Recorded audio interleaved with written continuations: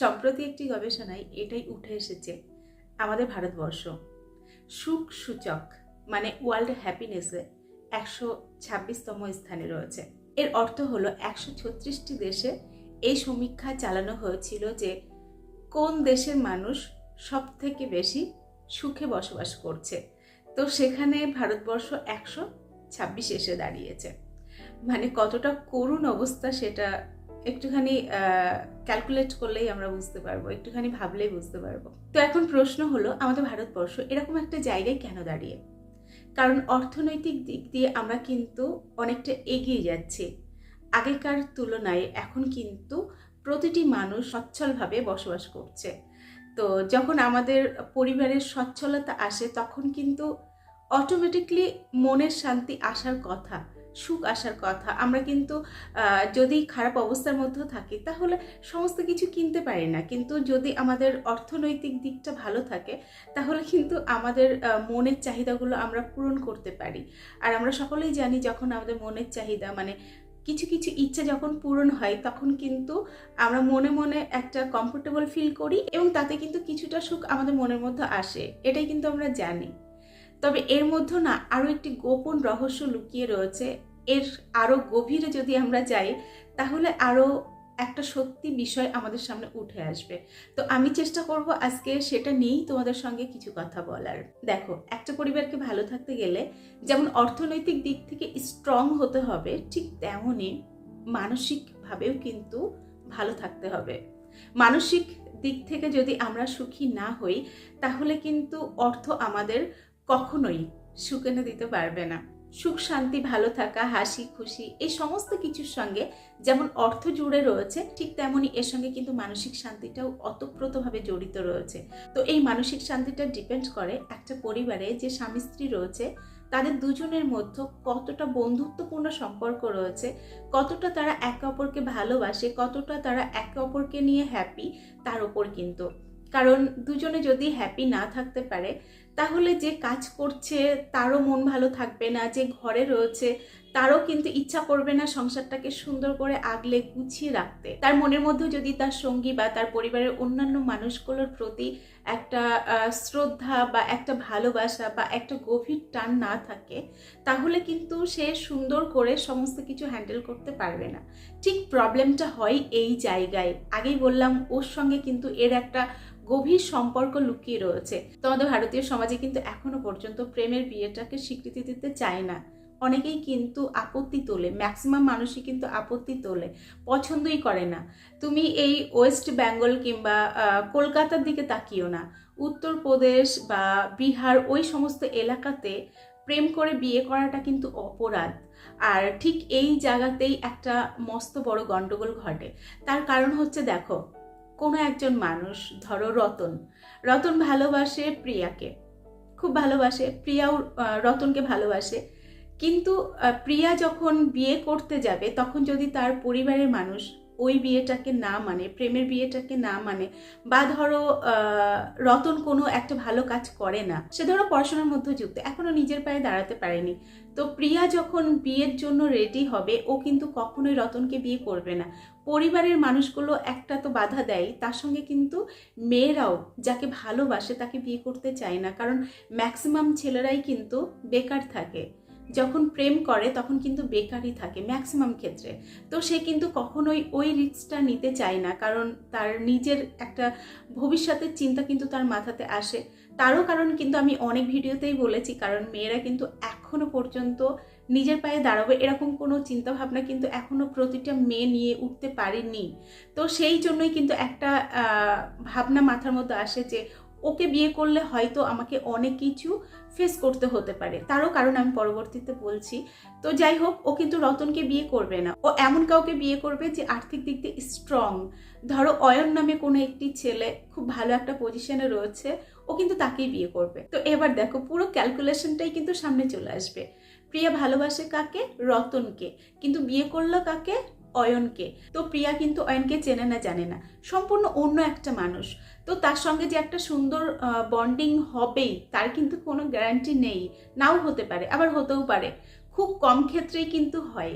তো যখন এর সঙ্গে একটা সম্পর্কে চলে গেল, অথচ তার সঙ্গে একটা ধরো মনের মিল বা একটা বন্ধুত্বপূর্ণ সম্পর্ক তৈরি হলো না, তখন কি হবে? সে কিন্তু মনের দিক থেকে সুখী হবে না। আর যখন একটা মানুষ নিজের মনের কাছে সুখী নয়, তখন কিন্তু অন্য কাউকে ভালো রাখা বা সুখে রাখা তার পক্ষে সম্ভব নয়। এদিকে যেই মানুষটি মানে অয়ন অনেক কষ্ট করে কাজ করছে, সেও কিন্তু এক্সপেক্ট করে তার কাছে ভালো কিছু পাওয়ার। যখন সেও না পাবে, সেও কিন্তু মানসিক দিক থেকে অনেকটাই ভেঙে পড়বে, অনেকটাই কিন্তু অসুখী ছায়া নেমে আসবে। এক্ষেত্রে কি হবে? বাইরের জগতে কোনো একটা খারাপ কিছু ঘটলে বা তার রাগ হলে, সেই রাগটা কিন্তু প্রিয়ার ওপর উঠবে। তার কারণ তার প্রতি কিন্তু সেই গভীর ভালোবাসাটা বা টানটা নেই, তো কখনো তার মায়াটা কিন্তু সে উপলব্ধি করতে পারবে না। ঠিক এইভাবেই কিন্তু পুরো প্রসেসটা চলছে, এইভাবেই কিন্তু একটা অসুখী দাম্পত্য জীবন অনেকেই কিন্তু লিড করছে। এবার এখানে আরও একটা গুরুত্বপূর্ণ বিষয় উঠে আসবে, তোমাদের মধ্যে অনেকেই কিন্তু এটা হয়তো লাইফে ফেস করেছো। সেটা হলো, তোমার ভালোবাসার মানুষটি অন্য কাউকে বিয়ে করে নিয়েছে, তারপরে আবার সে কিন্তু কন্ট্যাক্ট করছে, সে কিন্তু কথা বলতে চাইছে, আবার একটা বন্ধুত্বপূর্ণভাবে সম্পর্কটা কিন্তু এগিয়ে নিয়ে যাওয়ার জন্য সে কিন্তু বলছে।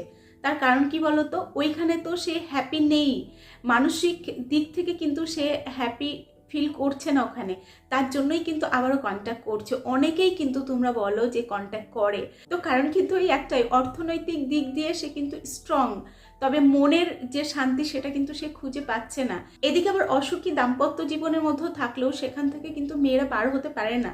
তার কারণ হচ্ছে, একটা মেয়ের যখন বিয়ে হয়ে যায়, তখন না সামাজিক পারিবারিক একটা চাপ থাকে। একটা মেয়ের বিয়ের পর এখনো পর্যন্ত আমাদের সমাজ কিন্তু তাকে পর ভাবে এবং তাকে কিন্তু বোঝা ভাবে। তো একটা মেয়ে না যতই খারাপ সময়ের মধ্য দিয়ে যাক না কেন, যতই ভালো না থাকুক, সে কিন্তু ওই সম্পর্কটা সহজে নষ্ট করতে চায় না, এটাই কিন্তু ফ্যাক্ট। এর কারণ তাকে কিন্তু এমন অনেক কিছু ফেস করতে হয় যেটা কিন্তু তার কাছে ভীষণ কঠিন হয়ে দাঁড়ায়।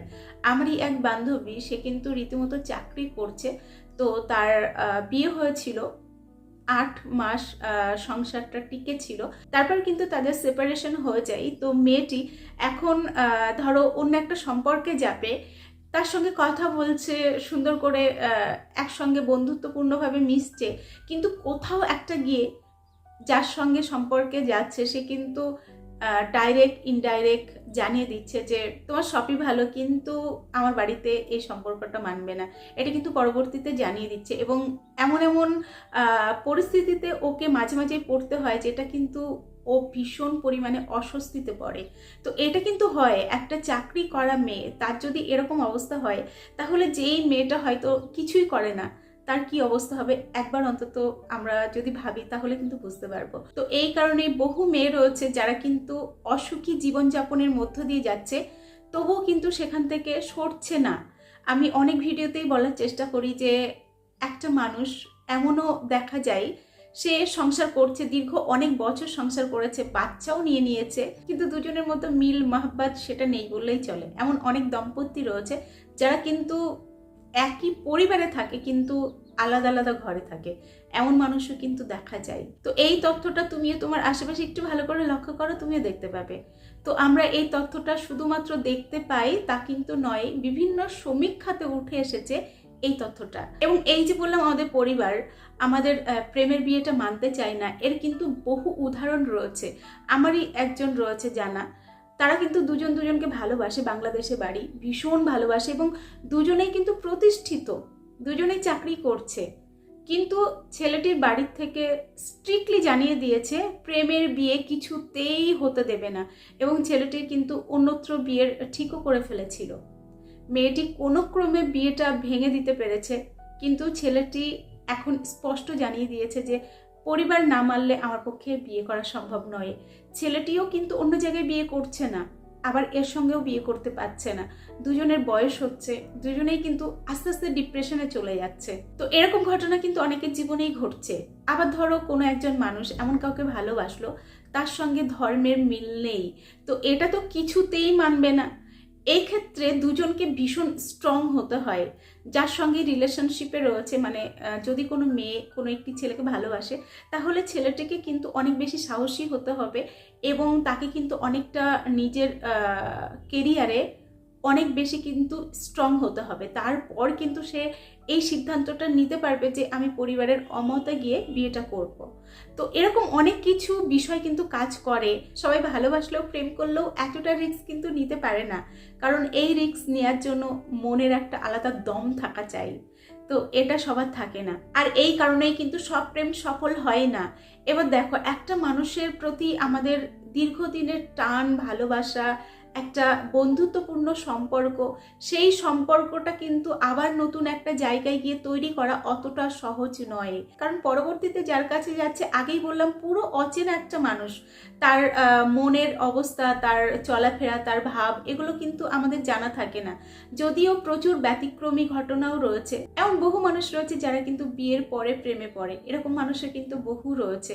তো এইগুলি ব্যতিক্রমী ঘটনা। আমি তাদের কথা বলছি যারা ভালোবাসে অথচ মানুষটিকে বিয়ে করতে পারে না। ম্যাক্সিমাম ক্ষেত্রে কিন্তু মেয়েরাই করতে পারে না, তার কারণ কিন্তু ওই পরিবার মানবে না, বা পরবর্তীতে যদি কোনো প্রবলেম হয় তো এটা কিন্তু মাথাতে রাখে, অনেকেই কিন্তু এটা মাথায় রাখে। তো এই জন্যই ম্যাক্সিমাম মেয়েরা যাকে ভালোবাসে তাকে কিন্তু ছেড়ে চলে যায়, তাকে বিয়ে করে না, অন্য অচেনা একজন মানুষকে বিয়ে করে, এবং পরবর্তীতে কিন্তু ম্যাক্সিমাম মেয়েই কিন্তু অসুখী জীবনযাপনের মধ্য দিয়ে যায়। সুখটা কিন্তু তার লাইফে আর আসে না, কারণ ওই মানুষটাকে কিন্তু সারা জীবন সে মিস করে। সে স্বীকার করুক আর না করুক, তাকে কিন্তু সে ফিল করে যে ও থাকলে আমার লাইফটা সুন্দর হতো। এটা কিন্তু বহু মেয়ে কিন্তু ফিল করে পরবর্তীতে। এবং এর সঙ্গে খুব গুরুত্বপূর্ণ একটি কথা বলতে ভুলে গেছি, সেটা হলো আমাদেরকে যেমন অর্থনৈতিক দিক দিয়ে স্ট্রং হতে হবে, ঠিক তেমনই মনের সুখটা উপলব্ধি করার জন্য আমাদেরকে কিন্তু আধ্যাত্মিক জীবনের দিকেও ঝুঁকতে হবে। কারণ আমরা যতক্ষণ না বিষয়টা ধরতে পারবো, সুখ কিন্তু বাইরে নেই, আমি বারবার বলি, সুখ হচ্ছে মনের ভিতর। সেটা তোমাকে উপলব্ধি করার জন্য নিজেকে জানতে হবে, নিজেকে বুঝতে হবে। আমাকে জানতে হবে আমাকে ভালো থাকতে গেলে আমাদের পরিবারের মানুষগুলোকে, এই পৃথিবীর মানুষগুলোকে, সবার সঙ্গে যেন আমরা একটু ভালো ব্যবহার করি, সবাইকে আপন করে নিই, হিংসা মন থেকে দূর করি, সবার সঙ্গে একটু হেসে কথা বলি, একটু শান্তিপূর্ণভাবে মিশি, এবং সমালোচনা, হিংসা, এগুলোর থেকে একটু দূরে থাকি। এগুলো কিন্তু আমাদেরকে জানতে হবে, কারণ ওগুলো না ক্ষতি ডেকে আনে, আমাদের মনকে অশান্ত করে তোলে। তো এগুলোকে দূর করতে গেলে আমাদেরকে কিন্তু ধর্মগ্রন্থটাকে জানতে হবে, এবং অবশ্যই ওই যে বললাম আধ্যাত্মিক জীবনের দিকেও কিন্তু ঝুঁকতে হবে, তারপরেই কিন্তু আমরা ভালো থাকতে পারবো। তো পরিশেষে আমি আমার মতামতটা ছোট্ট করে একটু জানাবো, সেটা হলো, আমার মনে হয় যাকে ভালোবাসি সেই মানুষটিকেই বিয়ে করার জন্য নিজেকে প্রস্তুত করাতে হয়। দেখো, যত সমস্যায় আসুক না কেন, মানুষটির সঙ্গে থাকবো, তাকেই সঙ্গ দেবো, সমস্ত পরিস্থিতিকে অ্যাকসেপ্ট করব, এরকম মাইন্ডসেট নিয়েই কিন্তু এগোনো উচিত। এবং একটা মেয়েরও কিন্তু উচিত তার কেরিয়ারের দিকে সমানভাবে নজর দেওয়া। কোনো একজন ভালো কেরিয়ার করলো না বলে ভালোবাসার মানুষটিকে ছেড়ে এমন কাউকে বিয়ে করলাম যার প্রতি আমার ভালোবাসাটাই নেই, তো এটা করা কিন্তু নিজের সঙ্গে অন্যায় করা হয়। তো এটা করা উচিত নয়। আর আমি এই ভিডিওর মাধ্যমে পরিবারের মানুষগুলোর কাছেও অনুরোধ রাখবো, যে যাকে ভালোবাসে সেই মানুষটির সঙ্গেই ঘর বাঁধুক, এরকমভাবেই কিন্তু প্রতিটি পরিবারের মাইন্ডসেট হওয়া উচিত। যদিও আগের থেকে কিন্তু অনেকে এই বিষয়ে অনেক বেশি আধুনিক হয়ে গেছে, অনেকেই কিন্তু এটা ভাবে যে সংসার করবে, যে থাকবে, যে তার পছন্দ, তো আমরা কেন মানবো না। এটা কিন্তু অনেকেই বুঝতে শিখে গেছে আগের থেকে। বিশেষ করে আমাদের বাংলার মানুষ কিন্তু এটাকে খুব সহজেই অ্যাকসেপ্ট করে নিচ্ছে, তারা কিন্তু প্রেমের বিয়েটা বেশ হইচই ধুমধাম করেই দিচ্ছে। তো এটা সারা পৃথিবীর মধ্যে ছড়িয়ে পড়ুক, এটাই চাইবো।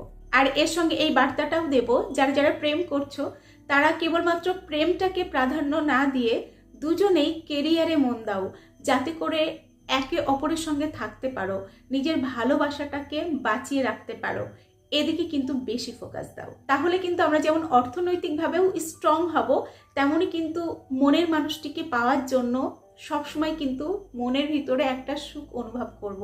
আমাদের দেশ কিন্তু পরবর্তীতে সুখী একটা দেশ রূপে কিন্তু সারা বিশ্বে প্রাধান্য পাবে। তো চলো আজকের ভিডিও এখানে শেষ করছি। এতক্ষণ আমি তোমাদের সঙ্গে ছিলাম তোমাদের বন্ধু রোজিনা ব্যানার্জি। আবার তোমাদের সঙ্গে দেখা হচ্ছে নেক্সট ভিডিওতে। ততক্ষণ সকলে ভালো থেকো, সুস্থ থেকো।